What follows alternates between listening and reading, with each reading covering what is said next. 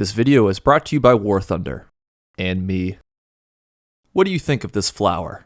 You may think it's ugly and off-putting. Perhaps seeing a typically vibrant plant stripped of its most colorful feature causes that small part of your brain to itch until it goes back to normal. Maybe you're an artiste and think that this flower is quite beautiful. Its lack of color represents a subtle visual metaphor that succinctly demonstrates the importance of nonconformity. If you are thinking that, then, yeah, completely intentional. I'm a genius. Thank you for noticing. But most of you probably asked, why is this flower gray? Humans like to think we're an intelligent species, when in actuality we're still drawn to the same obsessions that our earliest ancestors drooled over. Tasty food, lady and/or man, and pretty colors. In the caveman crude times, early humans gravitated towards bright colors in nature. A beautiful color signaled to our monkey brains that this thing demands our attention. Whether that colorful attention meant a delicious sweet treat, or hey man, don't eat that flower, it made Craig poop himself to death, was a matter of trial and error. And since we mastered our environment, our obsession with color has never left. We use color for direction, to convey certain emotions, or to encapsulate a point in time. The Roman Empire during the Pax Romana was labeled their Golden Age, a time of ignorance and regression we called the Dark Ages. Pablo Picasso had his Blue Period, and in the world of video games, we had the Gray Era. We've become bored with watching actors give us phony emotions. These are intense games, and many are not for the faint of heart, and they will drive console demand in the coming year. We already have graphics so realistic that you might think you are watching television. By the power of grace. This is hex code 73684C. Most of us, though, would just call it a brownish gray, a dull, inoffensive color you'd see plastered on an equally dull, inoffensive corporate product. In all honesty, it doesn't inspire any strong emotions one way or the other, does it?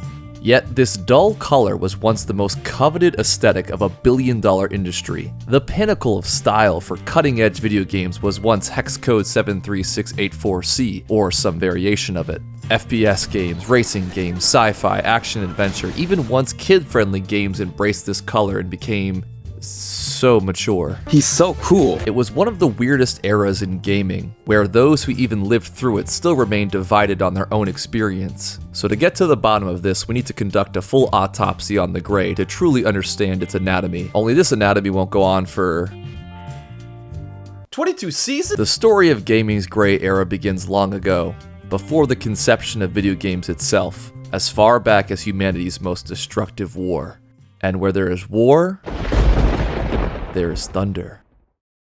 This video is sponsored by War Thunder. War Thunder is not just a game, but a lifestyle. Every day I wake up, then war my thunder by playing the most comprehensive vehicle combat game ever made. Then I boot up War Thunder for free on my PC, consoles, and phone to maximize how much war I can thunder. And then I enter the Matrix and take control of over 2,500 tanks, planes, tanks, helicopters, tanks, ships, and even tanks. The best part is I can rep these vehicles from 10 major nations.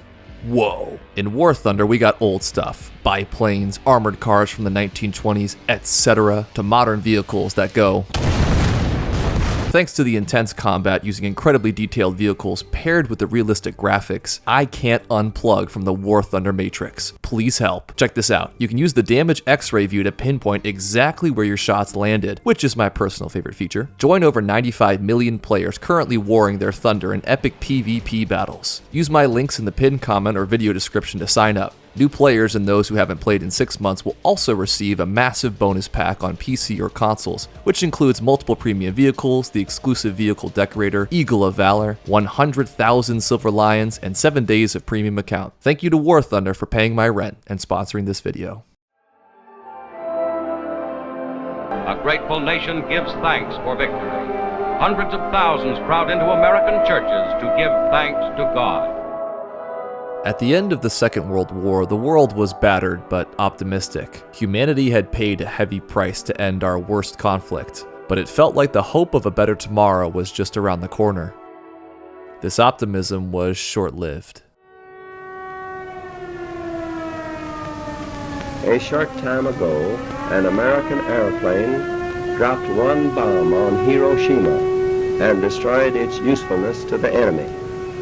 That bomb has more power than 20,000 tons of TNT. In order to force a swift end to the war in the Pacific Theater, the United States developed weapons of unimaginable power. Future consequences be damned. When the United States dropped 2 atomic bombs on Hiroshima and Nagasaki respectively, the concept of conventional warfare became moot in a matter of minutes. Something we've done for thousands of years was now like some anachronistic black and white movie with no sound. We had entered a point of no return and a colorful new era, an era illuminated by the glow of atomic fire.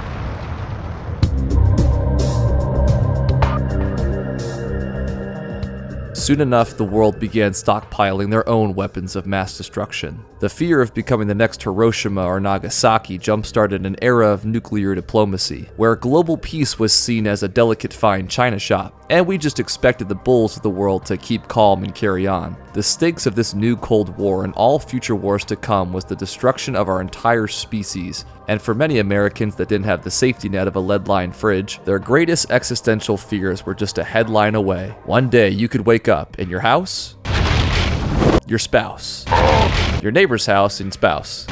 Those cockroaches infesting your old takeout box in the back of the fridge, they'll actually be fine. Lead-lined fridges, man. Obviously, death by nuke from a faraway enemy is not very epic and kinda scary. So what do you do with these complex emotions? Well, you personify all that fear into Dolph Lundgren and punch him in the face. Or you could escape from reality. Don't worry about all that nasty business, folks. Look how happy and perfect our country is. Go buy a milkshake and socialize if you're white. Yes, Timmy, you'll be perfectly fine from a nuke under this desk. Look how well it protected Craig. Why don't we invest in new advanced forms of entertainment to occupy our time? Look at these bright, pretty colors. Ooh, and not those bright, pretty colors. They'll kill you. Mediums like video games joined the rich pantheon of things we invented to keep us entertained while we ignore the fact that none of us chose to be born, yet all of us know we're gonna die. By the early 1980s, video games had evolved from a niche passion project at MIT to an actual industry, but video games as both a technology and an entertainment medium were still a novelty for most Americans.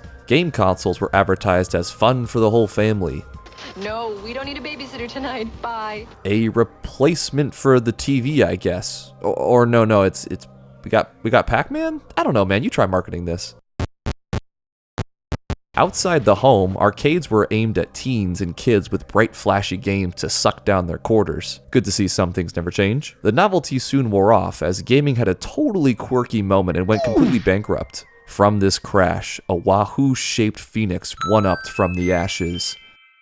Home consoles like the Nintendo Entertainment System further solidified the perception that gaming was just a goofy distraction for kids and teens. It wasn't seen as a serious medium for grown-ups like chain-smoking Newports, and this perception became so powerful that most non-gamers still call any sort of game thing a Nintendo. I'm sure some suburban housewife calling their Atari the Nintendo probably made their lawyers brand them with the scarlet letter, but we digress. It's weird to think about it today, but at the time, gaming was seen as an expensive toy you buy for the kids and family, while the real adults were busy with taxes and gas prices? Sure, there were more mature titles and a few bra moments here and there, but by and large, the money in the 70s, 80s, and 90s was to market to the kids. You can get hooked on it. Are you? Yeah. A general paranoia of new mediums in American politics also meant that these goofy kiddie games were killing our youth. Mortal Kombat? Mario is family friendly, but he's also teaching kids how to kill. Probably like this. It was this weird paradoxical time where kids were expected to be these pure beings of light that should never be corrupted by the horrors of the world.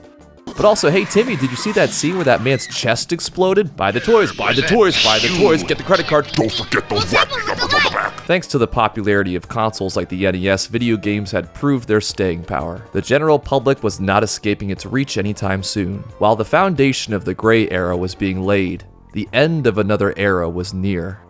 At the tail end of the Cold War, the two largest aggressors had exhausted all resources in order to gain the upper hand. Instead of risking a direct conflict and a nuclear exchange, Russia and the US waged proxy wars for decades. The US especially did everything they could to win these wars. Institute drafts, back foreign militaries, or arm and assist rebel groups fighting our mortal enemy. Do whatever it takes to win. Future consequences be damned. And win we did. And thousands of West Germans come to make the point that the wall has suddenly become irrelevant. With the fall of the Soviet Union and a dramatic end to the Cold War, the United States was feeling optimistic for a better tomorrow. A collective weight had been lifted off the Western world's shoulders. There was a honeymoon phase of reignited American exceptionalism. We could at long last buy a new fridge, thank God. But if you've been paying attention, you'll know that the cycles of history spare no one, even the victors, because this optimism would be short-lived. Doing whatever it took to win simultaneously meant the US had inadvertently sowed the seeds of its greatest loss. When the Soviet Union invaded Afghanistan in 1979, the United States poured billions into equipment, funding, and training for the anti-Soviet resistance. While the Russians were defeated and pulled out from Afghanistan, all that funding and equipment was not. And it soon made its way into the hands of those who were the farthest thing from an ally of the United States. We had spent so much of the latter half of the 20th century escaping our problems, putting on a collective cultural facade, pushing some of the worst acts our country was capable of to the other side of the world, investing in new technologies to keep ourselves entertained and distracted from the looming darkness. Try as hard as we could, our problems would eventually catch up with us, as after one morning, we could no longer stay in the dark forever.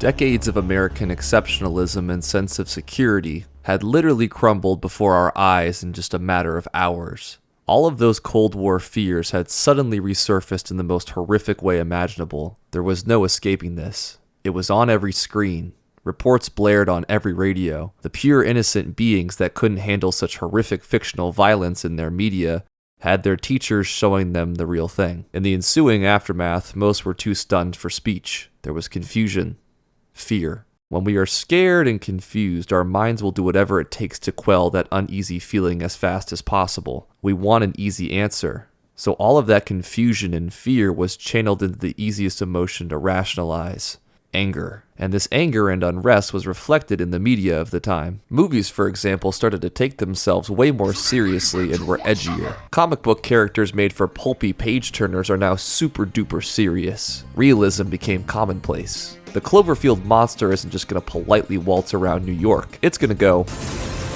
oh wait, wrong movie. We went from a T-Rex not harming a single American service member or policeman to Terminator's post-apocalyptic world used to be a synth-filled, over-the-top Far Cry 3 Blood Dragon nightmare, to 1v1ing on Rust. See, this is what happens when you cast Batman. He turns every night dark. Cute Legos now have body horror. Vampires used to frighten us with a bump in the night to being super edgelords that we bump in the night. In the finale of one of the biggest trilogies of that era, a trilogy from an IP that prides itself on fun for all ages, ended with the protagonist spawn camping. Twice. Not to say that there wasn't violence in media before, for evidence see Paul Verhoeven, but now during the dark and edgy 2000s, it needed to take itself seriously. People had already seen what reality looks like on every screen, so to see it in a goofy and stylized way, it felt like a cheap imitation. If this media is not going to take something I've seen with my own eyes seriously, then why should the audience? But video games and movies tend to feed off each other, sometimes literally. So when one medium goes gritty and dark, so does the other. These attacks aren't the only reason why I Am Legend exists or why Spider-Man went emo, but it was the catalyst for an already perfect storm brewing toward an edgier gray era. In the early 2000s, the kids who grew up with more kiddie-focused consoles and games were now teens or young adults. They wanted to feel more mature by consuming more mature media. All the while, video games had been increasing in popularity and profitability. You hear that, guys? The money was there, and the market was demanding a shift in tone. All of it culminated to create one of the strangest growing pains in the history of video games. Alright, soldiers, get ready to drop. We'll be entering the gray era in T-minus 10 seconds. Time of era 2000s to 2010s. Rations are in the side pouch. Let's do this. Oh my god, it's beautiful.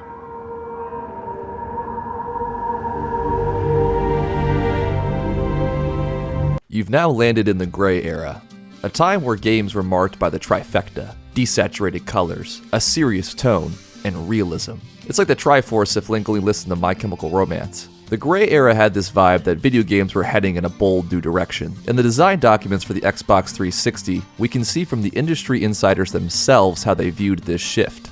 Better yet, they even outline all the various 50 shades of gray that would be used. Personally, I'm more of an Xbox chill gray, but all of my BDBECO Xbox alloy gray homies sound off in the comments. It was abundantly clear what demographics most companies were catering to now. Buy a mini fridge for college, get a free ice tray.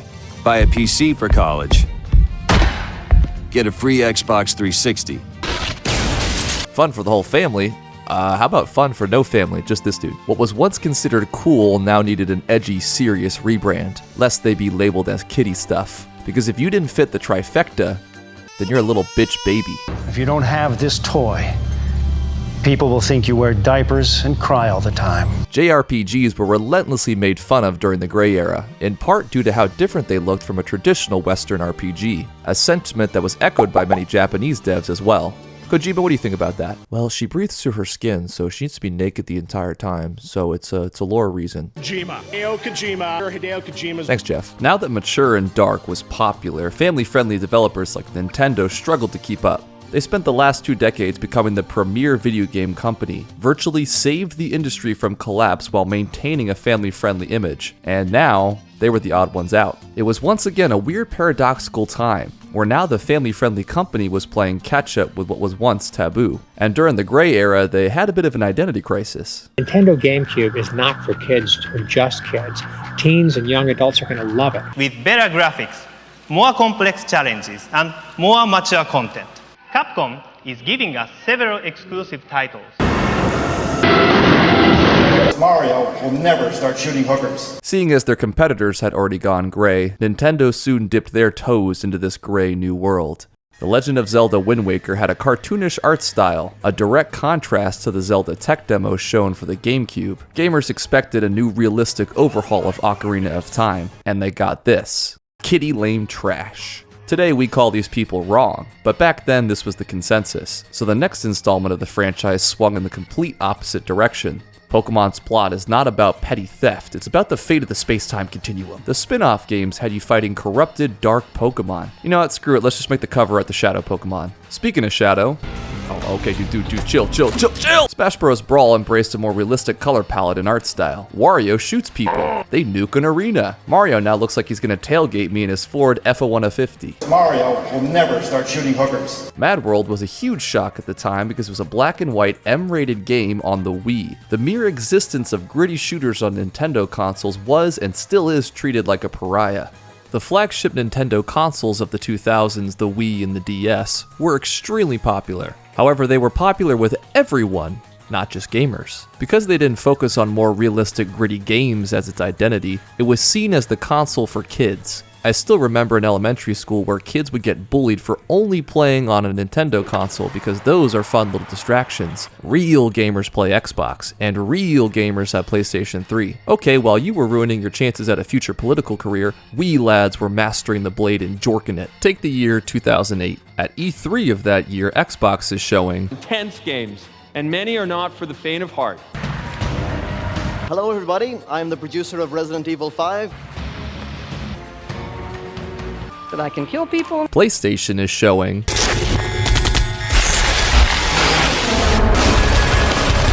I hope that you'll see here today will be enough to get your blood pumping. To a Shrine Auditorium rock. Hey, can we shut off the music? Can we shut it off? And Nintendo showed this.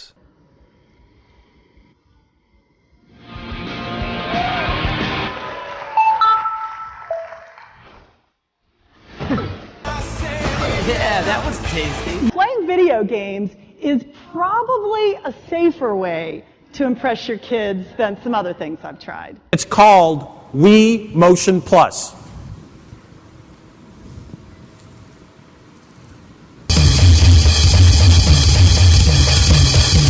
Kinda makes sense now, doesn't it? Also, a key tenet of this realism component was graphics. During the Gray Era, people were obsessed with having the bestest graphics ever. Part of the reason why Nintendo consoles were looked down on was because their graphics were not up to snuff with Playbox 360. It's a focus the gaming industry has had since the very beginning. As technology improved, the emphasis on graphics gradually grew until the Gray Era. where the slow growth had gasoline thrown on it. For the first time, high-definition graphics became the industry standard on home consoles. Better graphics means your game is more realistic looking. More realistic means more sales. Despite having to be a conscious decision by a developer to desaturate and gray the game, there were some legitimate technical reasons to do it. Given that this was an era where gamers looked at games like this, if your game looked even slightly off, it was considered trash, meaning that developers had to get a little creative behind the curtain. To start, a lot of games during this era ran on Unreal Engine 3. A lot of games. Jesus Christ. Since so many developers were using the same engine, it meant a lot of games looked and felt the same, because under the hood, they were. The genetic code of gaming had been inbreeding with the same DNA. That's just so unreal to think about. One of the tougher things to do on consoles back then with Unreal Engine 3 was realistic lighting. Ironic. Many early Unreal Engine 3 games tried advanced lighting techniques that looked best in a gray environment. For example, the early Gears of War games had some interesting lighting techniques. Every character model was individually lit with its own dynamic shadows and HD bandanas. Doesn't look too bad in this one setting, right? But move Mr. Gear around in a more bright and saturated environment, and now he's all shadowy looking. So lower the saturation and gray the palette, and no, those lighting limitations are mega realistic. Speaking of realistic, you see this picture? It's got what we call bloom. Besides triggering Halo Reach fans, bloom is a real phenomenon in photography and film. Because this was now the era of realism, and bloom is realistic, keep that in mind for later. There's also better compression now, so textures and environments can look far more lifelike. All of a sudden, games had undergone a massive leap in graphical fidelity, and developers wanted to show off all their shiny new techniques they could, not necessarily the ones they should. Jeff. Whether it was for technical or artistic reasons, it really didn't matter, as so many genres went all in on this aesthetic. Make it gritty, make it pretty, future consequences be damned. And the gray era spared few genres. Shooters, Call of Duty, Gears of War, Resistance, Army of Two, Battlefield 3, Shadow the Hedgehog, Far Cry 2, Medal of Honor, RPGs, Fallout 3, New Vegas, Dark Souls, Dragon Age Origins. Remember that bloom from earlier? No, well, Oblivion did. What the fuck? Horror games, Dead Space, Silent Hill 2, Amnesia, Resident Evil 4, Open World, GTA 4, Racing, Need for Speed Most Wanted, how about Force Unleashed, Harry Potter, Infamous, Prototype, Painkiller Redemption, Metal Gear Solid 4, Shadow of the Colossus, Shadow of the Hedgehog, Saints Row 2, let's make an entire game called Gray, Unreal Tournament 3, The Outfit, God of War, Tom Clancy End War, Batman, Sonic the Were... What the fuck is he called? Let's make Bomberman edgy, why not? Kids these days love edging, right? Spec Ops The Line broke new ground, not by its sublime storytelling, but by using green. Prince of Persia, Demon Souls, Pajama Sam, Back for Blood, Let's Invade the Middle East, Resident Evil 5, Left 4 Dead 1, Tomb Raider Legends, Fallout Brotherhood of Steel, BioShock. Oh my god, he's still going? Syndicate, Ratchet and Clank Deadlock, that's kind of Alright, you guys like movies? Comment below if you like movies. Make sure to include your full name and social security number. No, not every single game from this era went gray and gritty. A lot of these games were ones that wanted to appeal to a more mainstream audience. And that's precisely the point. This is what general audiences were going for. This was selling. This was considered cool. Yet the cycles of history will always repeat, as what was once cool will inevitably become cringe. It's only a matter of time. And the gray era's time was almost up. Because so many games had gone gray, people started to get tired of it, and tired, and more tired, and fed up. It wasn't that the games were bad, actually far from it. Some of the best games and franchises came from this era. It was more so that all of them started to blend together stylistically into a gray amorphous mush. Like every shooter had to be super serious in some vague Middle Eastern country. Every game had to be dark and brooding and serious. I mean, if it's not realism, then where's the escapism? This whole vibe was just too much. And so the memes began. Yeah, this overly used grayish yellow color grading, it's actually not cool. It looks like piss. Thus, the piss filter meme was born. Like any porta potty at a concert, piss was everywhere. Any game that tried to go for the gritty gray yellow tint would be spammed with piss. Video essays on certain games. Piss. Great, now it's in TV shows. Yes. Mexico. Even in the announcement post for this very video, piss. Would commenting piss filter onto the next Call of Duty trailer really hurt the game in the long run? No, not really. However, it represented a significant change in taste. Gamers wanted a taste of something that was fresh, colorful, and vibrant. They had been tasting the same flavor for years now, and it was starting to taste like, well, piss. So they demanded something new. Someone has asked what is new. You? Someone's asking what is new. What should I tell them? In the mid to late 2010s, the paradigm had shifted again, and what was once kiddie cringe was now in. Uncharted 2 had an option to turn on a next-gen filter, and it just nukes all of the color. Good one, Naughty Dog. Arkham Asylum actually let you decide when to enter piss mode. IGN made a music video mocking all the brown in Resistance 3. Rollercoaster Tycoon Soaked used so much HDR bloom to look next-gen that GameSpot said it was, quote, disgusting. 56 eye-melting examples of the most hilarious over-the-top bloom. Webcomics are dunking on it. Entire tropes are named after it. New games are making fun of it in their teaser trailers. Cover mechanic, right? Oh my god. Color, cartoony style, it's back in. Look at all this wonderful color. Spider-Man, you're not emo anymore. There's Shirley Temple Little Darling collection. It's not dark and gritty. Even though Nintendo may have experimented with the mature aesthetic, to their credit, they mostly stuck to their rated E for everyone guns. And ironically, in the same year they managed to utterly embarrass themselves, they dropped a kernel of wisdom that was absolutely prophetic. Even if it is revolutionary, sooner or later, people will become tired of a new form of entertainment. This happens faster when others try to reproduce the initial change. What seemed fresh inevitably will be lost. For all of us in the video game industry, there is danger in standing still. The same franchises that once prided themselves on gritty gray realism began to embrace the game part of their name. Color and a focus on art style over graphics became more popular, and those values are where we find gaming today. Today, though, has not been kindest to the gray era. It's seen by many as a time where no one went against the grain, because everyone was using the grain, an era that deserved to be remembered as an awkward growing pain, immortalized by a metaphorical cringy yearbook photo. Only the photo is desaturated, bloomed as shit, and gray. Or maybe time has treated the gray era too harshly. Given the subject matter of many of these games, the dark, mature aesthetic thematically fit. You wouldn't want your grounded World War II shooter filled with sunshine and rainbows, right, Call of Duty? Looking back, many will scoff and cringe. They'll question what were we even thinking, or pretend it never happened. But the so-called growing pains we went through yesterday made the games we love today. They're a reflection of our history and what we once valued, at least until the next cycle begins. History can't help but repeat as our culture swings back and forth. The only answers as to which is which will always be subjective with time. There is some hope though. For a brief time, we broke free from our prehistoric fascination with color and became obsessed with a lack of it. The gray era had its day in the sun, where it bloomed and grew to its fullest potential, then withered and died. In its place, a new seed was planted that now has its day in the sun, until eventually, when tastes will change and it too will wither and die. If time can give us one objective truth, it's that our nostalgia is cyclical. No matter how bad things were, we have a funny way of remembering only the good. I'm sure that if nostalgia continues to be as powerful as it is, then the gray era will have one more day in the sun. So, what do you think of this flower? I can never know what everyone's opinion is.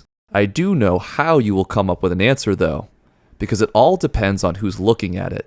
History tells stories of wondrous ages of absolute prosperity, depending on who was in power. An artist's absolute low point in life could produce their best paintings, depending on the viewer. And depending on what you think about this flower, you might just call the grayest time in gaming the Golden Age.